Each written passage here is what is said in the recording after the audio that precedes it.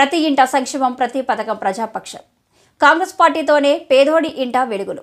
సంక్షేమ పథకాల కొరకై ఏర్పాటు చేసిన దరఖాస్తు కేంద్రాలను పరిశీలించిన షేర్లింగంపల్లి నియోజకవర్గ కాంగ్రెస్ పార్టీ ఇన్ఛార్జ్ వి జగదీశ్వర్ గౌడ్ తెలంగాణ రాష్ట్ర కాంగ్రెస్ ప్రభుత్వం ప్రవేశపెట్టిన సంక్షేమ పథకాలపై మహిళలకు వివరించారు.